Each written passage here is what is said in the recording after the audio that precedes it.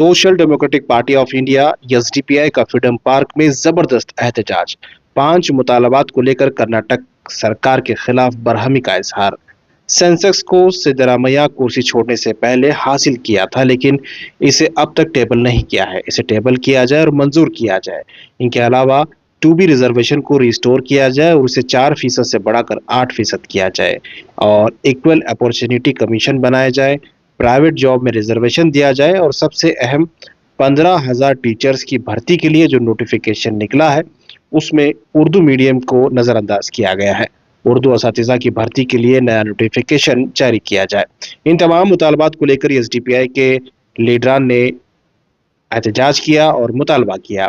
इन मुतालबात को रिसीव करने और इन्हें मिलने के लिए रियासती वजीर अजय सिंह यहाँ पहुंचे और उन्होंने इनके मुतालबात को हासिल किया और कहा कि वो हुकूमत को इनकी बात जरूर पहुंचाएंगे। कि हुकूमत को शर्म आनी चाहिए कि अक़लियतों की ज़बान जो कि सरकारी स्कूलें कर्नाटक में है, उर्दू ज़बान जो कि हिंदुस्तान की ज़बान है, इस ज़बान के लिए रिक्रूटमेंट एक भी नोटिफिकेशन में एक भी टीचर का नहीं रखा गया है। मैं बातें अपने औकात से ज्यादा नहीं करता, जो निभा ना सकूं वो वादा मैं नहीं करता। मैं बातें अपने औकात से ज्यादा नहीं करता। भले रखता हूं तमन्ना आसमानों को छू लेने की, लेकिन किसी और को गिराने का इरादा नहीं करता ಅಂತ ಹೇಳಿ ನಾವು ಸರ್ಕಾರ ತಮ್ಮ ಜೊತೆ ಇದೀವಿ।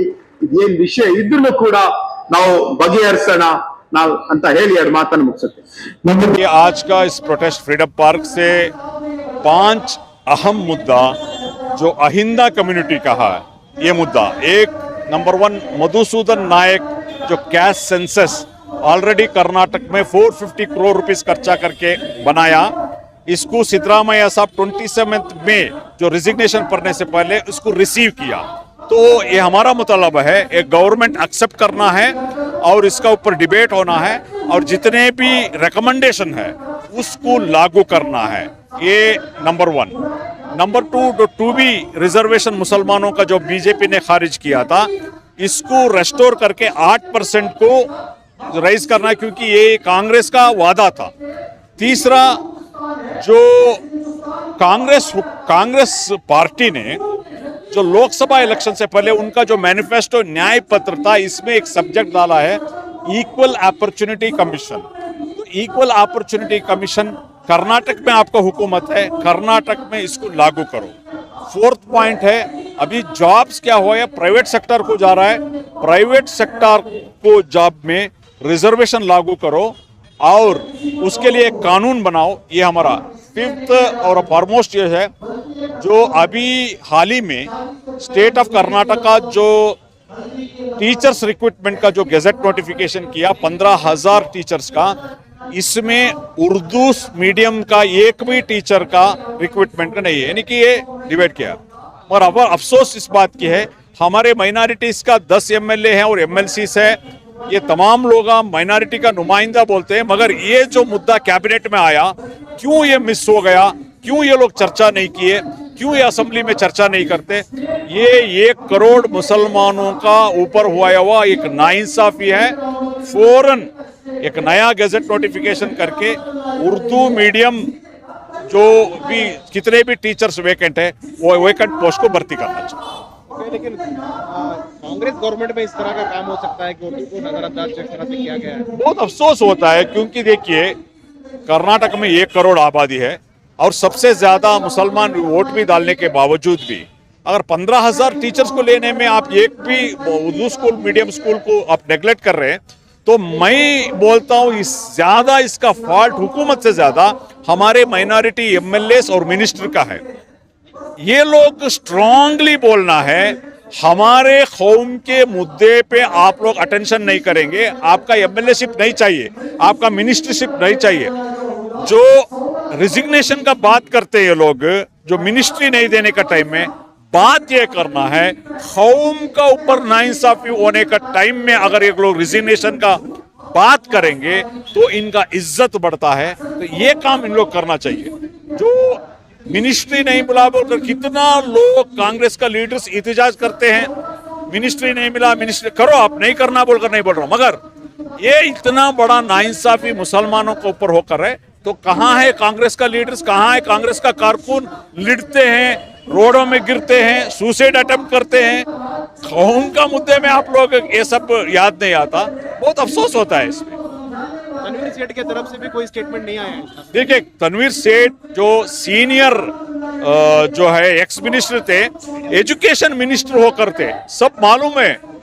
आप कम्युनिटी का नुमाइंदा, कौम का नुमाइंदा बोलते हैं, आप इतना बड़ा आपको मिनिस्ट्री नहीं मिला, नाइंसाफी हो गया, ठीक है, मगर कौम का ऊपर इतना बड़ा नाइंसाफी, एक भी लफ्ज तनवीर सेठ साहब हो या दूसरे लीडर्स हो, कोई भी नहीं बात करता है। ये बहुत अफसोस है। मैं मांग करता हूं, अगर रियली आप कौम के नुमाइंदे हैं तो इस असेंबली में इस मुद्दे का ऊपर आप बात करो और साबित करो हम रियली और कौम का और हमारे माइनॉरिटीज का नुमाइंदे बोलकर। सिर्फ इलेक्शन का टाइम में कौम की नुमाइंदा, जब कम्युनिटी का इश्यू आता है ये लोग नुमाइंदा नहीं। ये बहुत अफसोस है। रियासत से हमारे नौजवान आए हैं, लीडर्स आए हैं।